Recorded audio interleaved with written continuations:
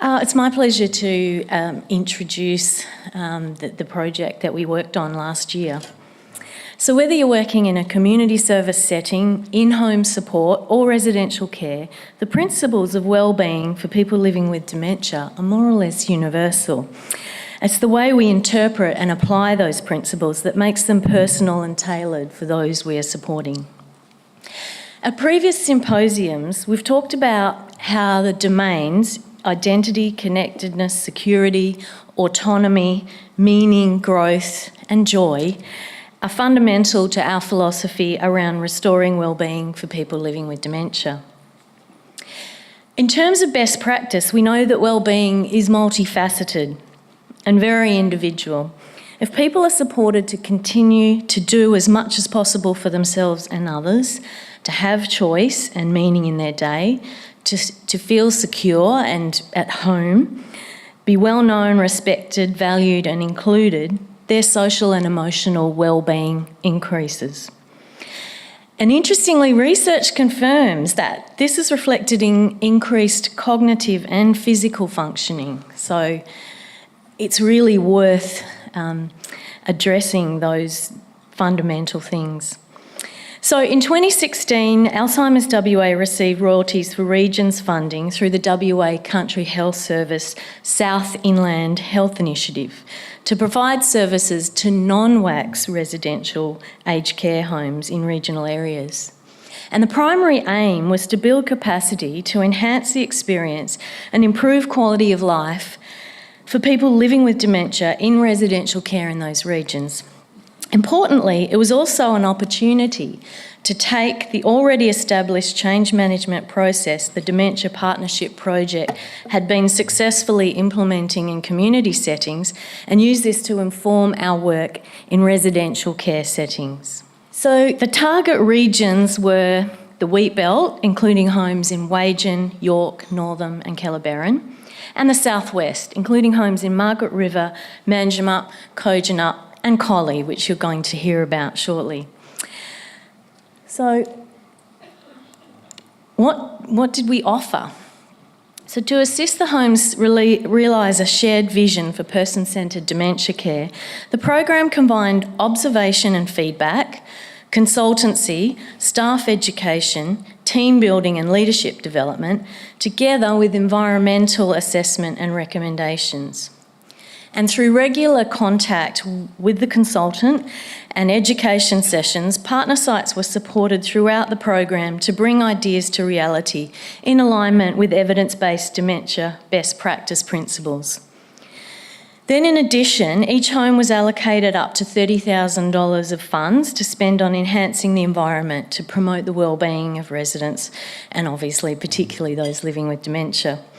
This took a number of forms, including use of colour and other household cues to increase wayfinding and orientation, creation of enabling indoor spaces and interactive gardens where residents could participate in meaningful and enjoyable activities, and household elements to warm up the home's ambience, reducing institutional and clinical features and reflecting a more home-like feel.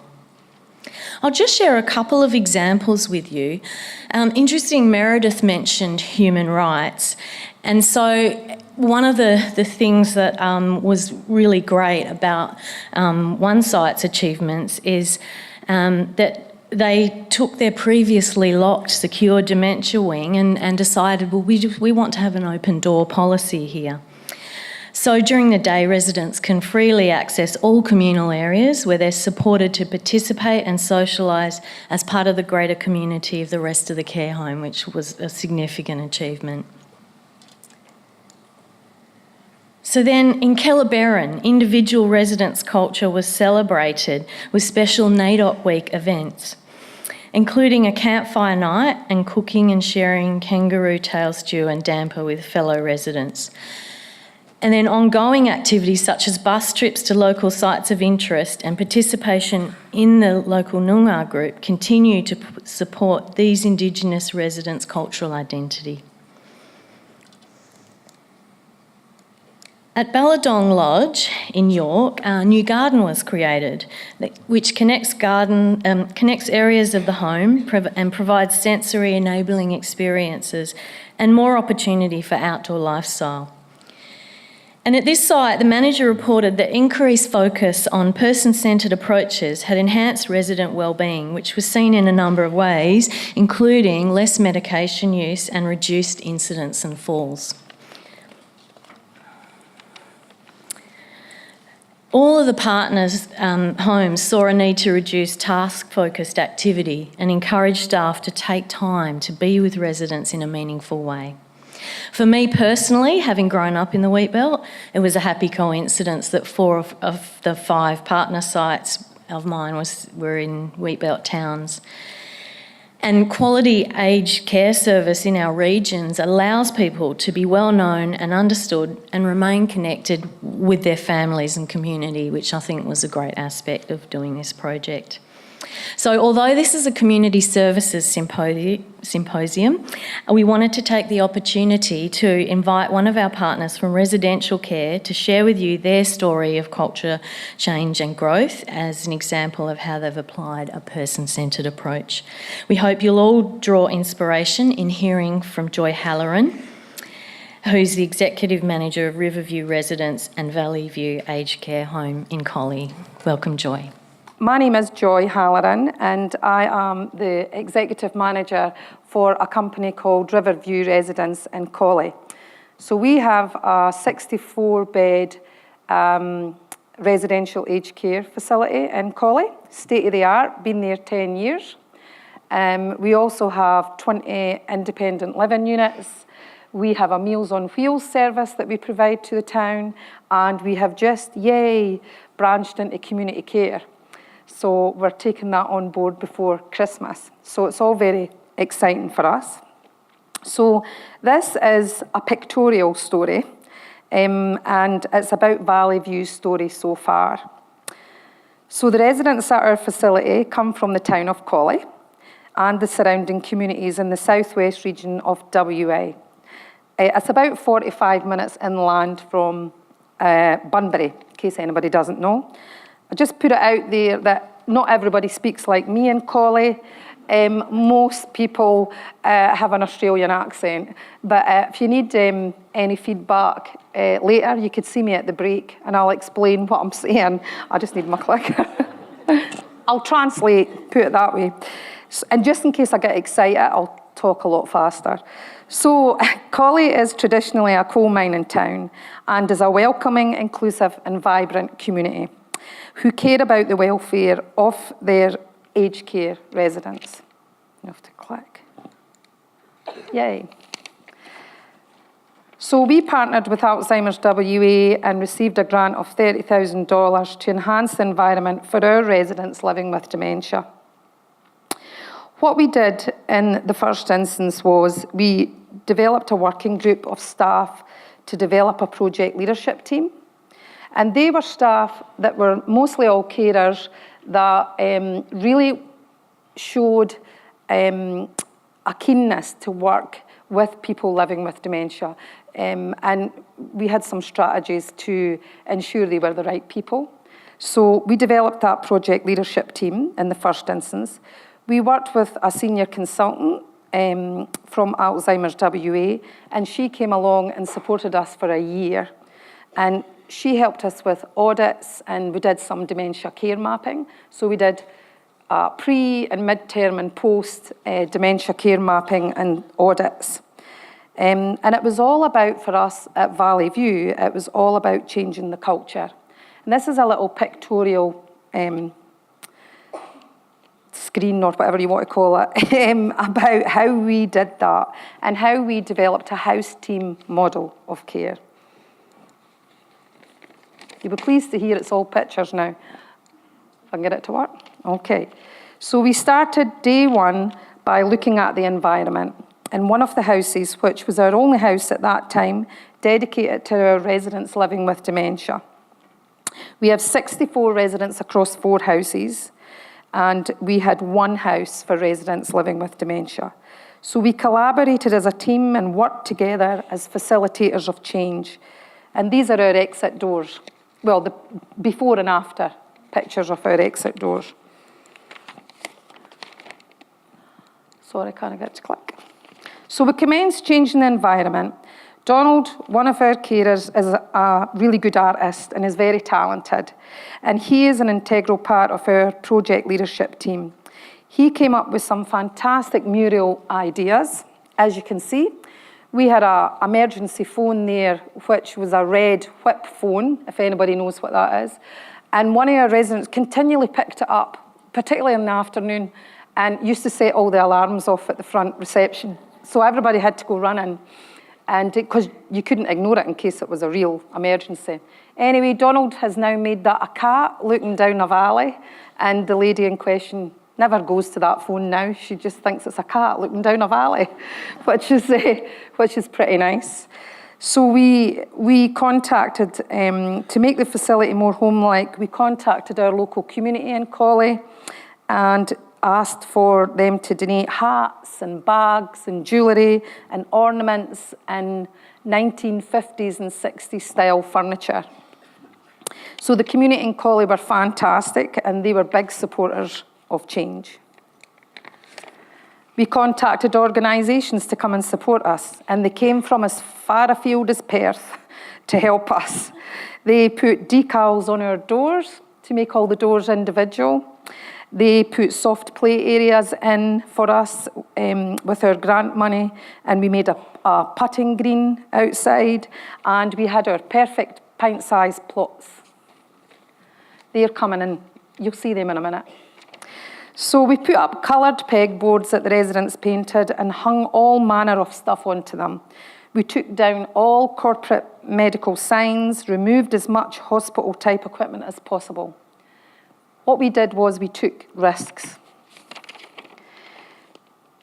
We liaised with families and generated a better understanding of our residents' likes and dislikes. We started talking about enabling environments. Just some of these LPs there, in case anybody doesn't know what an LP is. You know, it used to be a black thing that we used to listen to music. And some of the youngsters were like, oh, they're all square and really unusual. I was like, yeah, they are. So we got lots of them donated. We have a big wall that's covered in Elvis LPs for one of our residents, Grace, who loves Elvis. So we created a house team model of care. We employed specifically chosen house mothers for each house, and we focused on environment, engagement, and enablement. We called it our 3 E's. I don't know if that's good terminology, but that's what we called it. So our kitchen in the houses became more like a cafe area and more inviting. And this wallpaper was really topical for people because it has Volkswagen combi vans on it, and a lot of our residents used to love going out in their combi vans. So that had a big discussion about that. Our lounge and dining areas became more family orientated. Residents now face each other and chat together in a more stimulating environment with magazines and newspapers and on the coffee tables, as you would do in your own house. These are some of the before and after pictures. So this was the week I arrived in November 2016, the first picture. There was no tablecloths on the tables, no flowers, no family sitting together. Now we all sit together at meal times and we enjoy conversations with music in the air, old-fashioned tablecloths and fresh flowers on the table. Staff sit and enjoy their meal breaks with the residents, as a family would. So this was some of our before pictures in our central courtyard. So we opened up 2 houses for our residents and opened up the central courtyard for everyone to enjoy. Pint-sized plots arrived from Bunbury. The putting green was put in. Our guinea pigs and our chooks arrived.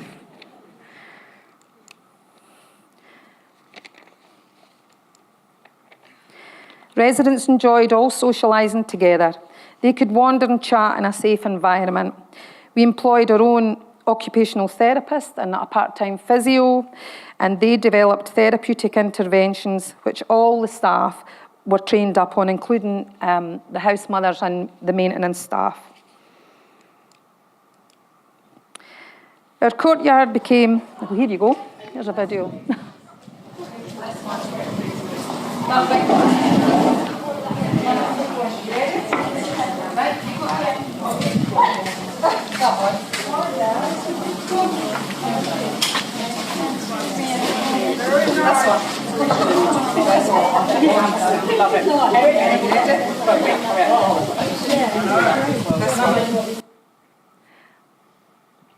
It keeps on buffering. I don't know why it does that. But anyway, our courtyard became a central part and a hub of the facility where the chef picked her fresh herbs, grew the herbs and picked them, and the residents enjoyed in their meals.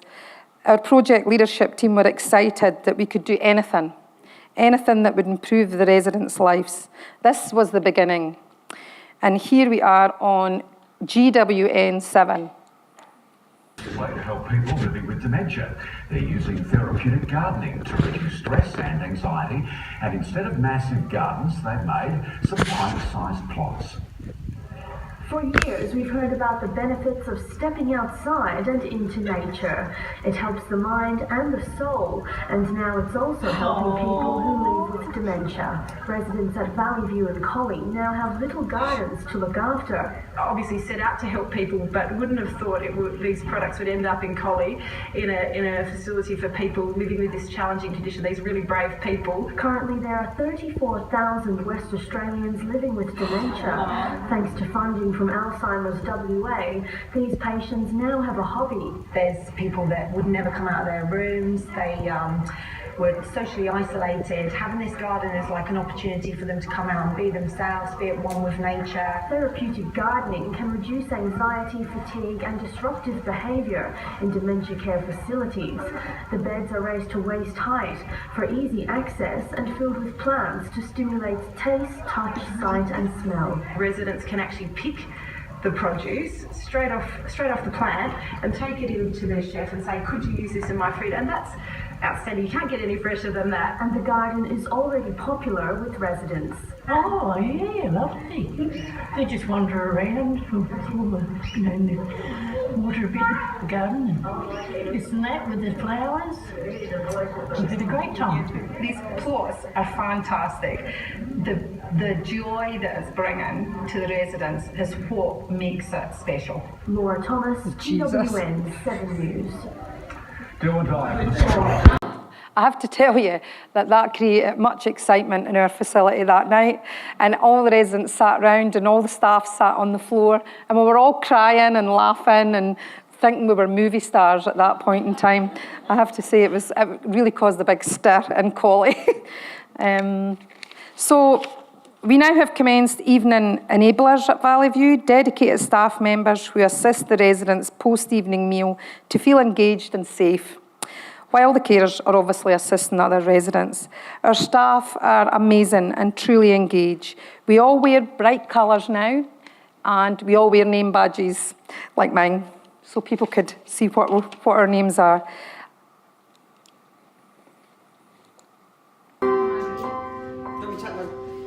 Yes, please.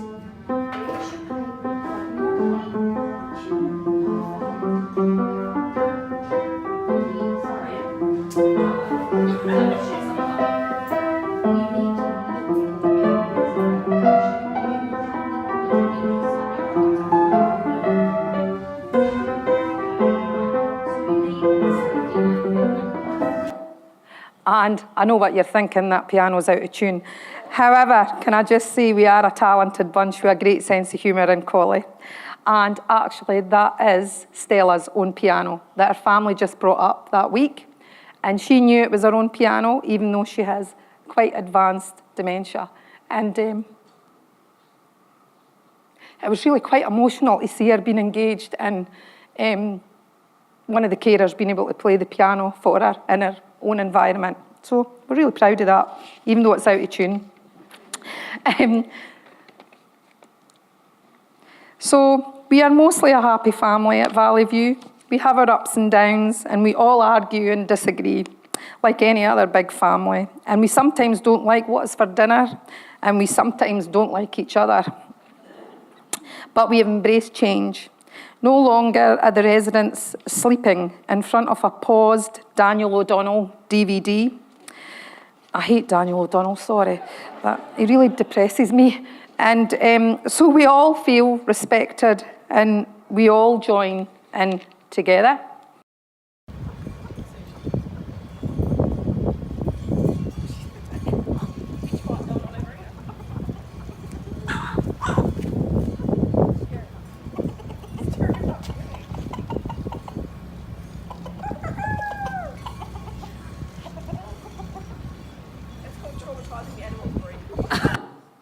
But Collie would not be a true country town without our animals.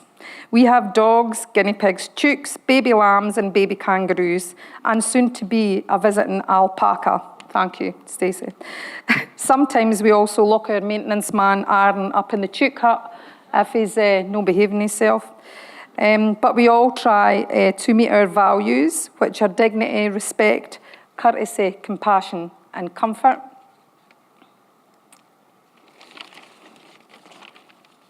Thank you all for watching and listening to our story and our strive to adhere to our mission statement that states all our services will provide the best quality of care in a supportive environment relative to each person's life's journey. Thank you.